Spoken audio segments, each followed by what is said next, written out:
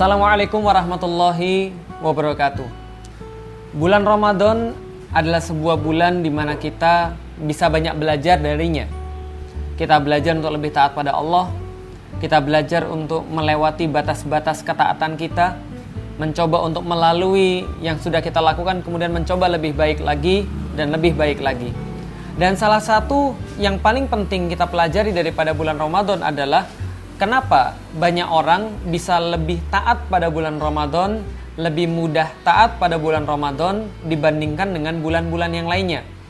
Disinilah kita bisa melihat bahwa di dalam Islam, ketaatan kepada Allah Subhanahu wa Ta'ala ini senantiasa ditopang oleh 3 pilar.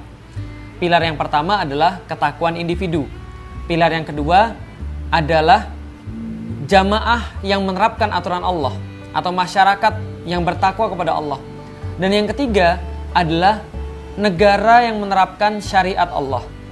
Kita tahu bahwa di hari-hari yang lain kebanyakan orang merasa lalai dalam beribadah, enggan dalam beribadah karena mereka terikut-ikut daripada komunitasnya, daripada kelompoknya. Ketika mereka melihat orang-orang tidak sholat, maka itu menjadi legitimasi bagi mereka juga untuk tidak sholat.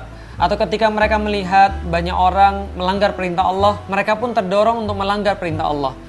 Setiap individu, sebetapapun kuat keimanannya, keimanan pribadinya, pilar pertamanya, keimanan dirinya, tapi tetap akan ada batas-batas yang tidak dapat dilewati lagi.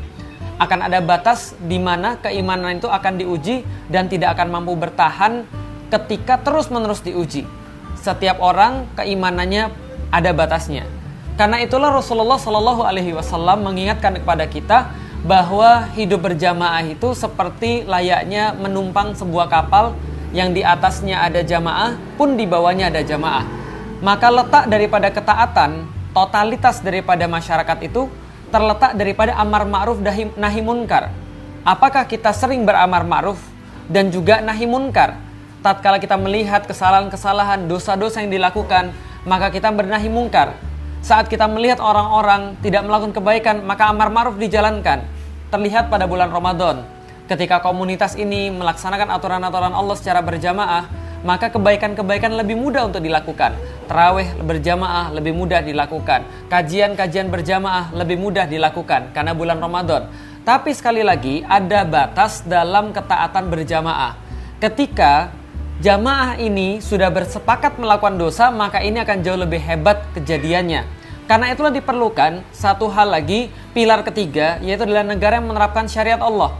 Karena itulah kita mendengar ulama-ulama memberikan pengetahuan kepada kita bahwa yang namanya kesultanan atau yang namanya kekuasaan ini adalah sangat penting sekali. Sebagaimana yang ditegaskan oleh Imam Ghazali, ad-dinu asasun wa sultanu harisun. Famala asasalahu famahdumun wa mala harisalahu fatdoyi. Beliau mengatakan bahwa sesungguhnya dunia ini ibarat sebuah asas dan kekuasaan itu adalah penjaganya. Apapun yang tidak ada asasnya pasti akan runtuh, dan apapun yang tidak ada penjaganya maka dia akan hilang. Maka agama haruslah dikuatkan dengan kekuasaan, dan kekuasaan barulah akan menjadi sebuah kekuasaan yang benar apabila dia berdasarkan dengan agama. Tapi lihat coba sekarang apa yang terjadi pada diri kita. Insya Allah semua kita beriman. Insya Allah kita melaksanakan puasa, melaksanakan sholat. Bagaimana dengan jamaah kita? Insya Allah tarawih-tarawih masih ramai dipadati oleh kaum muslimin.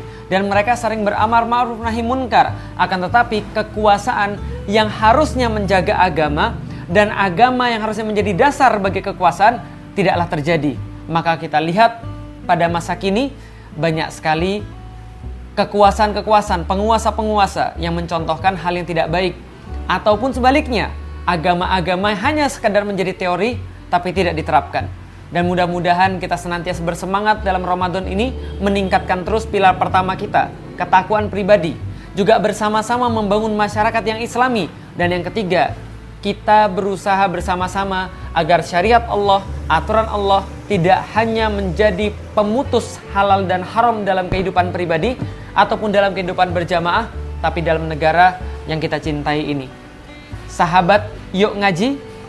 Mudah-mudahan puasa kita hari ini senantiasa mendapatkan barokah dari Allah, senantiasa dimudahkan, dan selamat menunaikan ibadah puasa. Assalamualaikum warahmatullahi wabarakatuh.